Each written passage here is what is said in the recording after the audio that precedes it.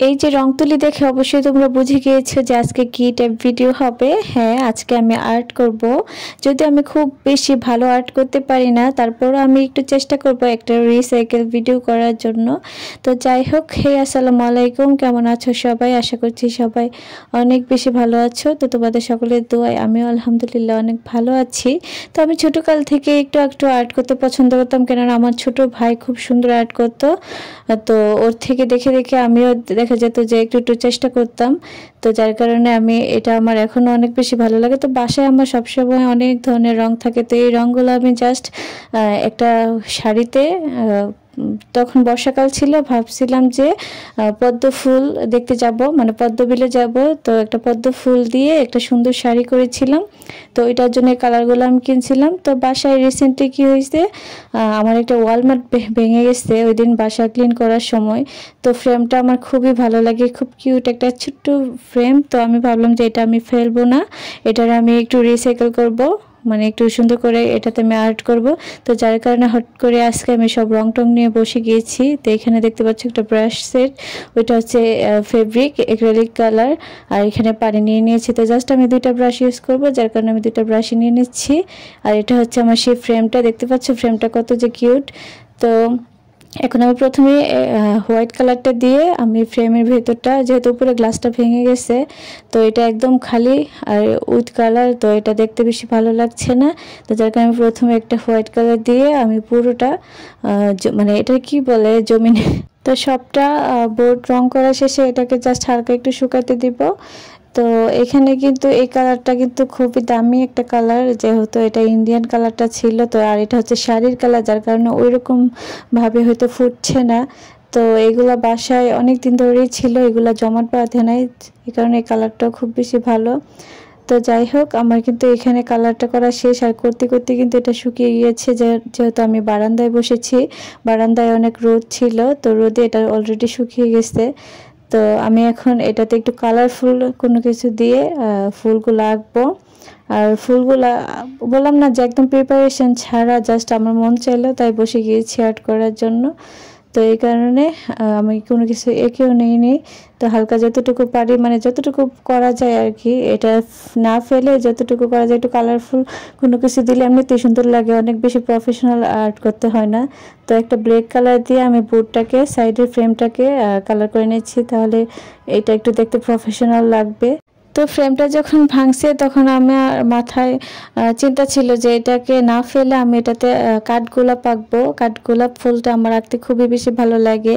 এটা হঠাৎ করে, মানে ফুলটা এত আহামরি হয় নাই, তোমরা হয়তো ভিডিও শেষে দেখতে পারবে, কিন্তু কালারফুল হওয়াতে দেখতে এটা ওয়ালে খুব বেশি সুন্দর লাগছিল।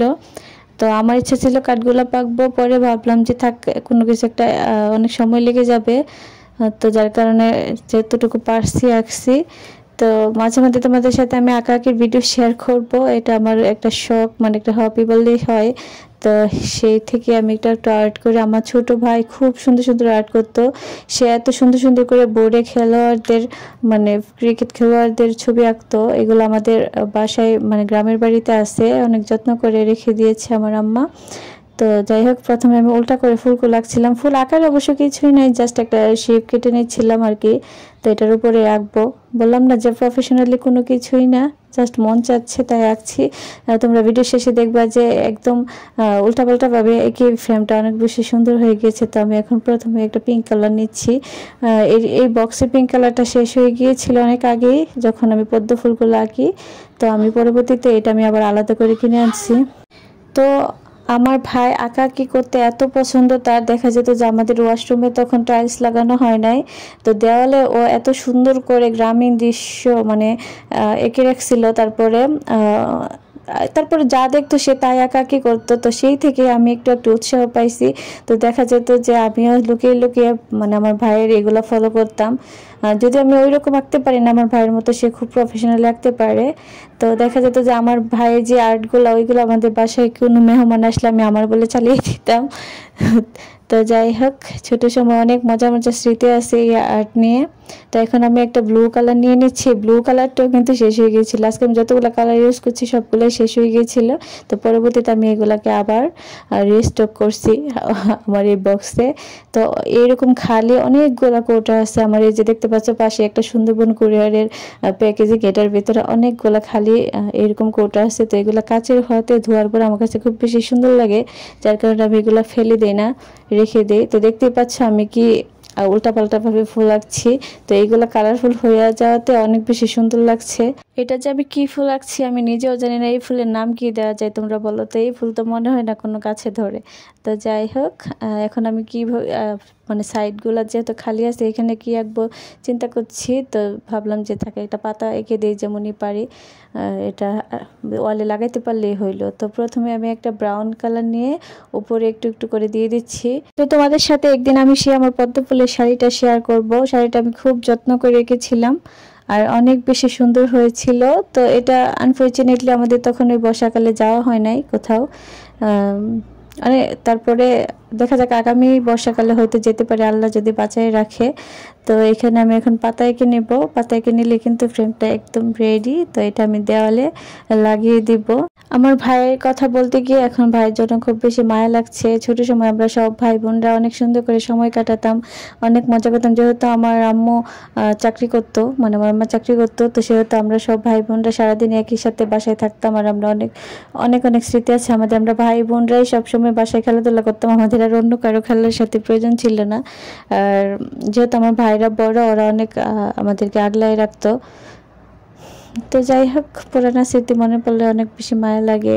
বাসায় আমি কিন্তু প্রচুর ওয়ালমেট কিনছি, মানে আমার এক এক সময় এক একটা শখ হয়।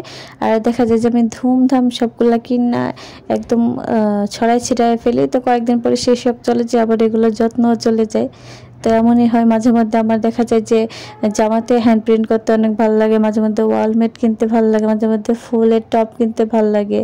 তো এখানে আমার কিন্তু আঁকা আঁকি শেষ। এটা কিন্তু আমি এখন আমার দেওয়ালে লাগিয়ে দিয়েছি, এটা শুকিয়েও গিয়েছে।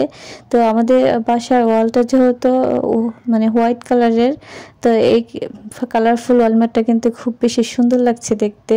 তো প্রথমে সবগুলোতে মোটামুটি ওয়ালমেট লাগানো আছে। তো এই জায়গাটাই খালি ছিল, তো এই জায়গাতে আমি ভাবছিলাম যে আরং থেকে একটা। তো তোমরা সবাই ভালো থেকো, সুস্থ থেকো, আল্লাহ হাফেজ।